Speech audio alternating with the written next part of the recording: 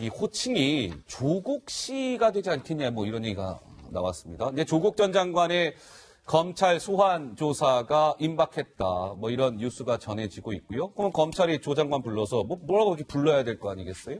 조국 씨, 이렇게 부를 가능성이 있다는 거예요. 자, 조국 전 장관 검찰 소환 임박. 근데 김민지 기자, 이번 주 중에 조 장관이 검찰의 모습을 드러낼 가능성이 매우 크다고요? 네, 일단 이번 주 소환이 유력하다고 합니다. 지금 아시는 것처럼 부인 정경심 교수 그리고 동생과 오촌 조카 모두 이제 구속 수감돼서 조사를 받는 상황에서 조국 전 장관 소환이 불가피한 상황입니다. 아하. 일정에 관심이 쏠리는데요. 정경심 교수의 구속 기간 만료일이 오는 11일인 만큼 그 전이 될 가능성이 높다고 얘기가 나오고 있는 상황입니다. 예. 조국 전 장관은 그동안 이 검찰 수사를 받게 되는 것과 관련해서 성실히 응할 것이다 라는 입장을 재차 밝혀왔는데요. 그 목소리가 준비되어 있습니다.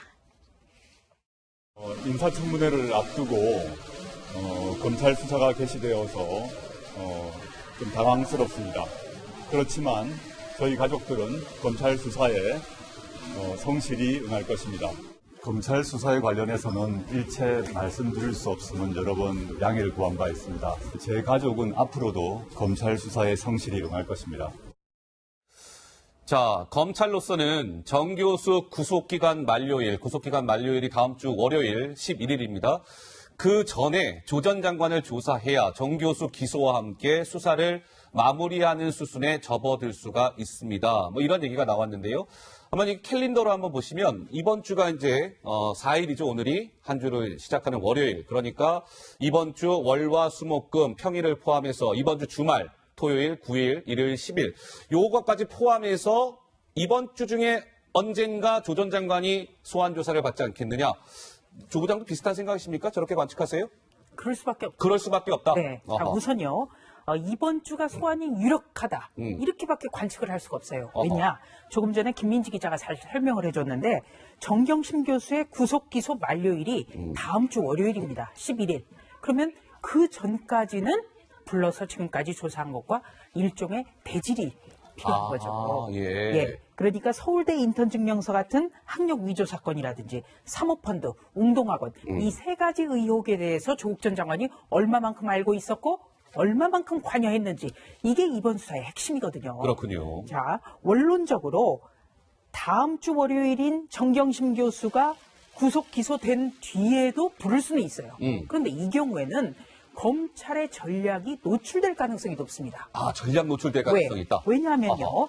이 정경심 교수의 공소장을 만약에 더불어민주당의 법사위 소속 의원들이 법무부를 통해서 공개를 할 경우에 네, 검찰이 무엇을 수사했는지를 조국 교수가 다 알 수 있거든요. 검찰의 패를 그렇습니다. 알 수가 있다. 그렇기 때문에 이 구속 기소 전까지 조국 전 장관을 소환해서 조사하는 것 이거는 검찰로서는 당연히 해야 되는데 문제는 정경심 교수가 계속 아프다.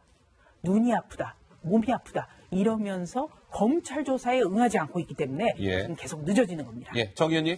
통상적으로 해석을 하면 지금 조 부장님이 말씀하시는 게 정확한 진단입니다. 통상적으로 봤을 때는 지난번에 정경심 씨를 그 구속영장을 청구할 때도 보면 그 전에 오촌 조카와 관련된 기소 내용 중에 일부를 뺐어요.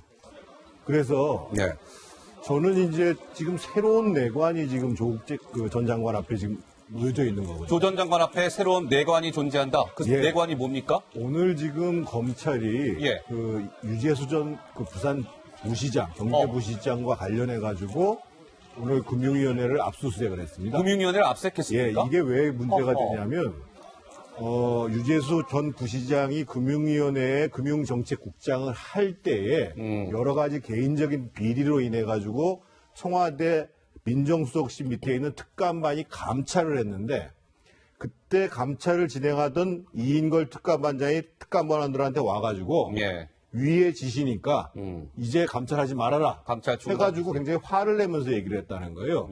근데 그 이인걸 특감반장의 위는 박형철 반부패 비서관, 그 위가 조국 민정수석이었어요. 그런데 이런 감찰 정도의 내용들을 반부패 비서관이 이거 하지 말아라 이렇게 할 수가 없는 사안이었다라는 것이 그 당시 특감반원들의 공감대였습니다. 그러면 검찰 입장에서 봤을 때는 조국 전 장관을 부를 때 이 문제와 관련돼서 감찰을 무마시킨 직권 남용의 문제가 없느냐를 같이 들여다볼 가능성이 큽니다. 아하. 그런데 예. 오늘 압수수색을 했으니까 시간이 좀 필요하다. 어떻든 그 유재수 전 부시장 건에 대해서 입건을 해서 조사가 진행된 다음에 예, 예. 할 가능성이 있고 아니면은 아까 이제 우리 조 부장님 얘기한 대로 일단 한번 그 예정대로 소환을 했다가 예. 유재수 부시장 건이 진행되면 추가로 소환할 가능성도 있다고 봐야죠. 알겠습니다. 자, 어찌됐건 조국 전 장관의 검찰 소환 조사 날짜만 남아있는 상황입니다. 근데 김민지 기자, 네. 검찰이요, 조 전 장관 소환 조사를 앞두고 고민하고 있는 부분이 있다면서요? 그렇습니다. 조 전 장관을 부른다고 하더라도 뭔가 수사에 차질이 빚어지는 것 아니냐 우려하는 부분이 있습니다. 아하. 특히 이제 사모펀드 의혹과 관련해서 핵심 자료가 될 것들이 아마 조 전 장관의 계좌일 텐데요. 거기서 뭐 돈이 빠져나간 정황도 있으니까요. 그런데 예. 이 계좌에 대한 뭐 추적 영장을 청구를 해도 법원에서 일일이 기각된다는 그런 이제 어려움을 호소하고 있습니다. 관련 발언이 국회에서도 나왔었거든요. 당시 국회 발언이 준비되어 있습니다.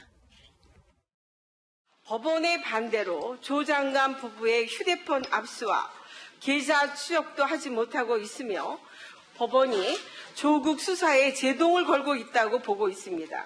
검찰이 얼마나 과도하게 영장을 청구했는지 법원은 엄정히 살펴 균형감 있게 발부했는지를 확인하고자 조국 수사 관련 영장 발부 현황 자료를 요청했지만 수사 중이란 사유로 제출을 거부해 왔습니다.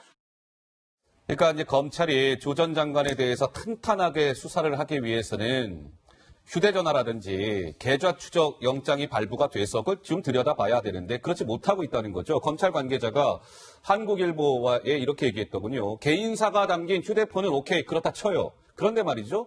구속된 정 교수 등과의 범죄 연관성을 살펴보겠다는 취지의 노란색 글자, 계좌 추적 영장까지 법원이 기각하는, 내주지 않는 이유를 모르겠어요. 이해가 안 됩니다. 뭐 이런 얘기가 나온다는 거예요, 김 교수님? 예, 저도 좀 이 부분은 좀 약간 갸우뚱한 아, 갸우뚱하세요? 이제 왜냐하면 일단 많은 분들이 말씀하셨듯이 민정수석 당시의 휴대폰 기록이라고 얘기하는 것은 상당히 중대한 내용들을 담을 수 있기 때문에 그 부분에 대해서 검찰이 쉽게 예를 들면 영장 압수수색할 수 있게 하기는 어렵다는 생각이 들지만 계좌 추적 같은 경우는 예를 들면 한정된 범위에서 한다면 큰 문제는 없을 것 같은데 예. 어쩌면 제가 볼 때 검찰이 좀 과도하게 초반에 요구하지 않았나 이런 생각이 들기도 하지만 그건 확인할 수 없는 부분이니까요. 저는 하지만 이 사실을 알기 위해서는 제가 검찰에서는 계좌 추적을 통해서 명확한 사실들을 확정적으로 알아야 되는데 예. 이런 측면에서 검찰이 좀 제가 볼 때 앞으로 좀 발목이 좀 잡히는 측면이 있는 것 같고요. 그래서 아까 우리 의원께서 말씀하셨지만 제가 볼 때 민정수석 당시에 별건 수사가 나오는 문제와 뭐 별건으로 또 제가 생각할 때는 검찰이 지금 조국 전 장관, 지금 교수에 대한 검찰 수사 과정에서 상당한 진척들이 안 될 수 있다는 생각을 저는 판단하는 부분이 분명히 있어요. 예. 그러니까 왜냐하면 확증적인 증거를 제시하지 않게 되면 검찰이 지금까지 진행해왔던 많은 부분들이 지금 교수한테 다가가고 있는 건데 바로 핵심인 조국 교수에 대해서 검찰이 정확한 입증을 못하게 됐을 때 아하. 거기서 다가올 상당히 많은 예를 들면 국민적인 의심들이 많을 수 있기 때문에 예. 그런 측면에서 지금 검찰이 소환 조사 같은 경우도 정확한 확증적 증거를 잡기 위한 판단들을 분명히 하고 있는 것 같고요. 그런 측면에서 11일이라고 하는 그 정경심 교수의 구속영장이 만료되는 시점도 중요하지만 제가 볼 때 검찰이 더 중요하게 판단해야 될 부분들은 확증적으로 증거를 잡아서 조국 전 장관을 소환하더라도 그 문제와 관련된 명확한 입장을 갖지 않게 되면 제가 볼 때 소환도 제가 볼 때 쉽지 않을 수 있다는 생각이 들기 때문에 예. 11일까지 소환을 많이 안 한다면 제가 볼 때 검찰이 그런 부분에서 막힌 부분이 있지 않을까 생각이 듭니다. 그러면 전 조 부장 궁금한 것은 여러 전문가분들께서 한 목소리로 지금 말씀하시는 것은 계좌 추적 영장이 번번이 지금 기각되고 있는 것은 진짜 이건 퀘스천 마크다. 잘 모르겠다라는 게 공통된 의견이신 것 같은데 그러면 법원이요? 조 전 장관 뭐 봐주게 하고 있는 겁니까? 뭐 어떻게 봐야 되는 거예요? 그렇게 좀 예단하기는 어려운 게요. 예. 이 계좌 추적에 대한 압수수색 영장이 언제 기각이 됐는지 아. 그 시점이 안 나와 있잖아요, 언론에. 네. 그러니까 이게 지금 이은재 의원의 싱크라고 하죠. 목소리만 해도 10월 2일 상황이에요. 지금 벌써 한 달이 지났거든요. 예. 그러니까 이 몇 차례의 압수수색 영장이 언제 기각이 됐느냐 이것을 우리가 알 수 없기 때문에 법원을 계속 의심할 수밖에 없는 거예요. 의심할 수밖에 그렇기 때문에 없다. 가장 아하. 중요한 건요. 국민의 알 권리 차원에서 어떻게 보면 매일 아침에 10시라든지 오후 2시에 간단하게 검찰에서 티타임을 하는 게 가장 좋습니다. 아, 그러니까 예. 이 상황에 대해서 간단한 사실만 확인을 해주는 것. 이게 굉장히 중요하거든요. 그런데 지금 같은 경우에는 워낙 여건에서 피의사실 공표. 피의사실 공표라는 주장이 너무 많이 나오기 때문에 지금 검찰이 굉장히 위축되는 거예요. 그런데 이 브리핑이라는 것은 검찰 기자들은 다 압니다. 일일이 다 이야기하지 않아요. 그냥 예, 아니요 정도만 얘기해 주는 거거든요. 예. 그렇기 때문에 이런 절차가 지금이라도 있다면 그 혼선을 조금 피할 수 있다. 이 점을 좀 강조하고 싶습니다. 자, 김민지 기자, 이제 네. 조국 전 장관 검찰청사에서 이제 조사를 받게 될 텐데 몇 가지 우리가 좀 예상을 해볼까요? 그렇습니다. 아무래도 법무부 장관 출신이기 때문에 어떻게 조사를 받을지 관심이 모아지는 게 사실입니다. 궁금했어요. 몇 네. 가지 비공개 소환을 할 것인가에 대한 질문에는 검찰이 최근 비공개 소환 조사 원칙을 세웠잖아요. 또 법무부도 이제 추진하는 정책 방향이 그렇고요. 그래서 아무래도 비공개 소환할 가능성이 높다 이런 얘기가 나오는데 전직 장관 예우를 얼마만큼 받을 것이냐조차 관심입니다. 그런데 보통 통상 검찰 간부와 티타임을 하는 등 좀 주요 인물 같은 경우에는 티타임을 갖는 경우가 많은데 이것들은 뭐 이제 그 티타임을 가질 거란 관측이 현재까지는 지배적인 상황입니다. 피의자 신분이라서 호칭을 어떻게 하느냐 이 부분이 지금 이제 주제와도 연관이 되어 있는데요. 피의자 신분인 만큼 장관님 아닌 서울대 그냥 교수님이나 때에 따라서는 그냥 조국 씨라고 불릴 가능성도 있다고 합니다. 야간 조사 여부는요. 수차례 이제 조사가 부담이 되기 때문에 오히려 이거는 조국 교수 측에서 야간 조사를 요구해서라도 그냥 몇 번 더 오는 것보다는 한 번에 오래 해서 한 번에 끝내고 싶다. 이런 것들을 오히려 조 전 장관 측에서 요구할 가능성이 있다고 합니다. 네. 그러니까 종합적으로는 특별 예우까지는 아니더라도 의례적으로 예우는 받을 것이다. 이런 얘기가 나오고 있습니다. 예, 조 부장 말씀하세요. 우리가 여기에서 살펴볼 것이 바로 소환 문제입니다. 소환의 방식. 지금 많은 분들이 공개 소환과 비공개 소환을 굉장히 헷갈려해요. 그래서 공개 제가 소환과 다시 한번 비공개 좀, 소환. 예, 설명을 드리면 일단 소환이라는 것은 검찰청에 있는 1층의 현관으로 들어가는 것이 소환입니다. 이게 일반적인 소환이에요. 그런데 공개 소환이라는 것은 지극히 예외적인 공인의 경우에는 소환 날짜와 시간을 검찰 기자들에게 미리 알려주는 겁니다. 예. 왜? 국민의 알 권리 차원에서. 알 권리 차원에서. 그런데 이 비공개 소환이라고 할지라도 우리가 일정을 검찰 출입 기자들에게 미리 알려주지 않는다. 이거는 분명히 맞는 거예요. 그런데 중요한 것은 지하 주차장이라든지 검사들만 이용하는 통로로 인해서 몰래 들어가는 것. 이거는 공개 소환이든 비공개 소환이든 이거는 아무런 관련이 없는 특혜입니다. 예. 그렇기 때문에 지금까지 정경심 교수 같은 경우는 어떻게 보면 계속 지하 주차장을 통해서 전관의 부인에 대한 예우를 받아왔거든요. 이번에 조국 전 장관 같은 경우에 바로 이런 특권이 적용이 될 수 있을까? 우리는 이것을 잘 봐야 됩니다. 예. 그래서 결론적으로 다시 한번 결론적으로? 말씀드리면 예. 공개든 비공개든 1층 검찰청 면회실을 통해서 들어가는 것이 원칙이다. 예, 이 점을 지하 강조하고 주차장 출입은 옳지 않다. 특권이다. 이런 말씀이신 예. 거죠? 저도 예, 조 정의원님. 부장님 말씀에 공감을 하는 게 더더군다나 물론 훈령이 바뀌긴 했습니다만 조국 전 장관은 분명한 공인이에요. 공인이기 때문에 지금 말씀하시는 것처럼 정상적으로 그 1층을 통해서 들어가는 것이 맞다고 보여지고 호칭 문제는 아마 이제 그 조서를 받을 때 피의자는 어떻게 생각하냐, 피의자는 어떤 일이 있었냐, 피의자로 일반적으로 호칭할 가능성이 오히려 높습니다. 이름을 부르는 경우보다. 피의자. 예. 예, 알겠습니다. 자, 정경심 교수 얘기를 좀 해볼 텐데요. 정경심 교수가 요즘에 막 계속해서 강조하고 있는 게 있답니다. 얼마 전에 정경심 교수의 변호인이죠. 김칠준 변호사도 이렇게 얘기한 바 있었는데요. 잠깐 그 목소리 듣고 오시죠. 이 건강 상태도 방어권을 행사함에 있어서나 구속수감 항상 그 구속을 감내하는 데 있어서 충분히 어려울 수 있는 상황이기 때문에 고려되어야 된다는 취지의 말씀을 했고 조 교수님 오른쪽 눈에 안 닿으셨던데 그건 왜 그러신 거예요? 그것도 제가 본인의 개인 질환과 관련돼서 말씀을 드리기는 어려운데요. 정말 죄송합니다. 그럴 만한 사정이 있다고 생각하시면 되고요. 네, 김칠준 변호사, 이제 정 교수의 건강 문제를 집중적으로 부각을 했던 것이죠. 근데 최근에 유독 정경심 교수가 아프다는 점을 강조하고 있답니다. 뭐 아프면 아프다고 얘기할 수 있는 것이죠. 그러나 우리는 좀 물음표를 좀 찍어야 될 것 같은데 한번 보시죠. 건강 문제로 종종 검찰 조사를 지금 정 교수가 거부를 하고 있답니다. 오늘도 검찰이 나와서 조사 좀 받으십시다 라고 얘기했는데 저 아파서 못 가겠습니다. 불출석 사유서를 제출하고 출석에 오늘도 불응을 했답니다. 최근 구치소, 지난번에 왜 저희 사진에도 나와 있네요. 정 교수가 영장심사 받고 나오면서 이렇게 눈에 안대했잖아요. 최근 구치소에도 눈이 안 좋습니다. 안과 치료를 신청했다. 정 교수는 구속 전과 마찬가지로 지금 검찰 소환 조사 과정에서 혐의 대부분을 부인하고 있다. 이제 이런 뉴스가 전해진 건데요. 조 부장, 진짜 아프면 아프다고 할 수 있는 건데 어떻습니까? 예. 자, 우선요. 검찰 수사라는 거는 기본적으로 압박 수사입니다. 압박 수사. 왜냐? 검찰 수사를 받는데 심리적으로나 아니면 신체적으로 압박받지 않는 사람이 누가 있겠습니까? 그렇기 때문에 건강하던 사람도 검찰 조사를 받고 나와서 휠체어에 의지하는 경우도 있어요. 꾀병이 아니라. 예. 그런데 문제는 지금 정경심 교수 쪽에서는 계속해서 신병을 이유로 건강이 좋지 않다라는 걸 호소하고 있는데 지금까지 나온 기사들을 종합하면 구속된 이후에도 추가 진단서는 제출하지 않았다. 이렇게 나와요. 예. 진단서가 중요한 것은 진단서가 법적인 효력을 갖기 때문입니다. 진단서는 의사가 자신의 어떤 이름, 기관, 의사 면허번호 이런 걸 전부 다 적시하고 자기가 피의자나 피고인의 건강에 대해서 신용을 해주는 거거든요. 아하. 그렇기 때문에 진단서가 중요한데 예. 지금까지 나온 기사들을 종합해보면 구속된 이후에도 추가 진단서는 제출하지 않았어요. 진단서 제출 안 그리고 했다? 또 한 가지 걱정되는 것은 지금 여러 개의 기사를 종합해보면 지금 구속된 이후에도 구치소에서 검찰의 조사에 불응하고 있습니다.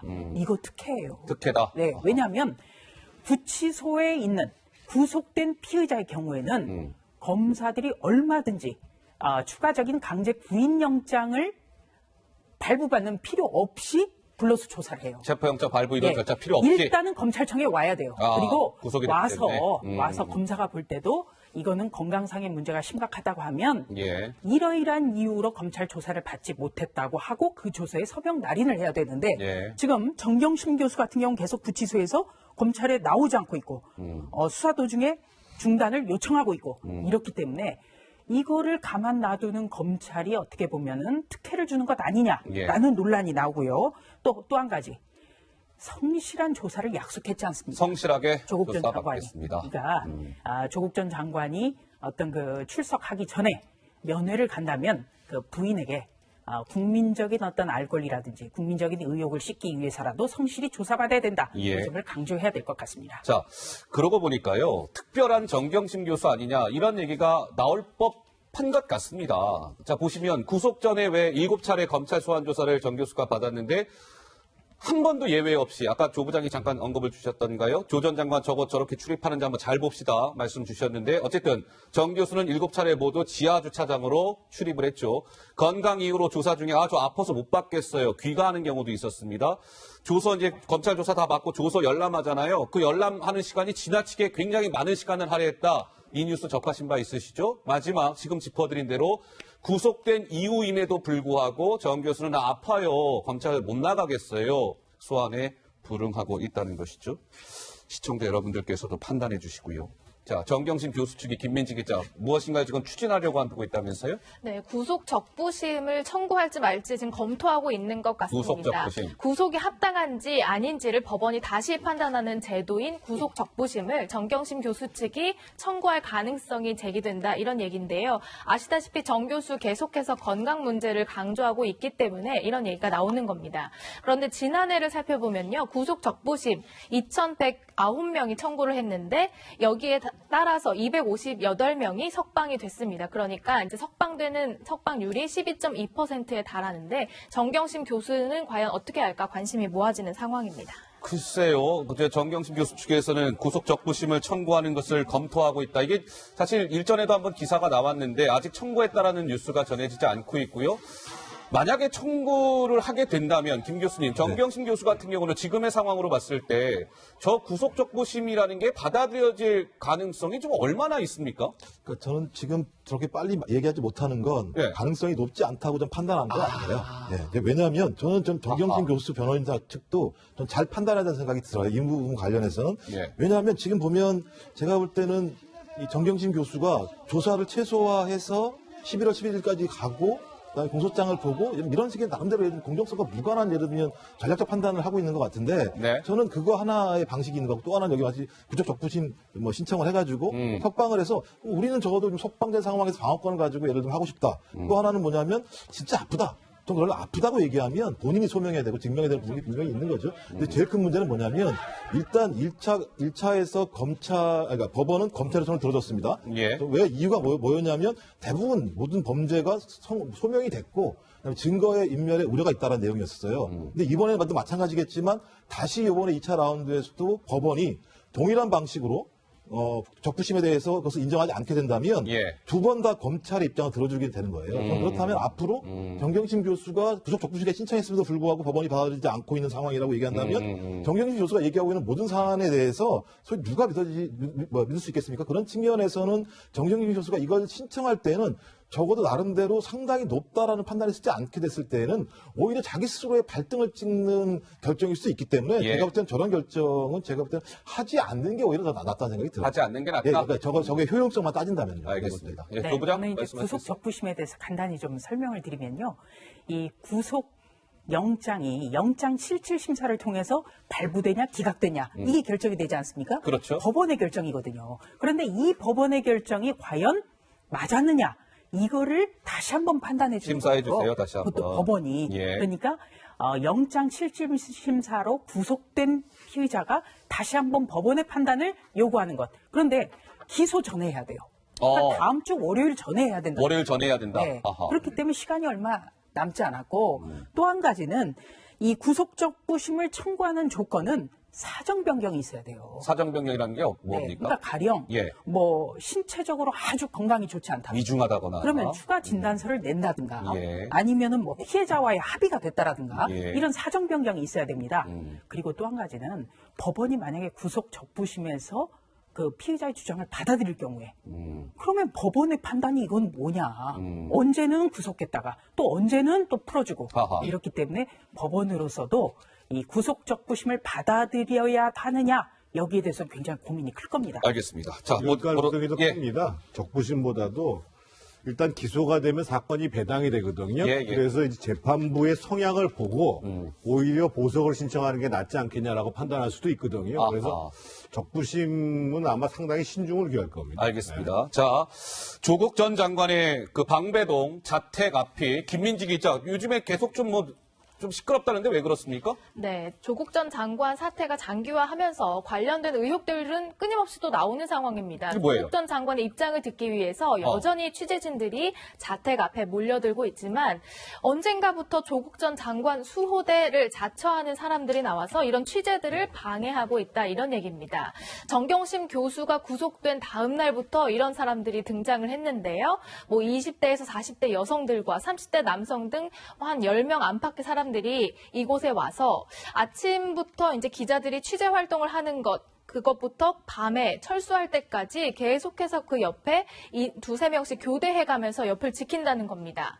누가 뭐 카메라로 촬영을 하려고 하면 찍지 마세요. 찍지 마세요. 사생활 침해다라고 하면서 가로막고 외투라든지 종이로 카메라 렌즈를 가리기도 하고요. 또 취재진의 차량에 대해서 불법 주차다, 구청에 민원을 넣는 등의 취재를 뭐 좀 막는 그런 활동을 하고 있다 이런 얘기입니다. 그래서 또 이런 얘기도 전해졌죠. 그러니까 보면 예, 우리는 자발적으로 왔습니다. 서로 모르는 사이예요. 우리가 무슨 이거 서로 뭐 이렇게 짜고 치고 막 이러는 거 아닙니다. 뭐 이렇게 주장을 하고 있답니다. 그런데 휴대전화로 대기하는 취재진의 사진을 저렇게 탁 찍은 다음에 취재진 인원과 저 기자는 A 암흑의 기자입니다. B 암흑의 기자예요. 이런 신상 정보까지도 공유하고 있다라는 보도가 나왔습니다.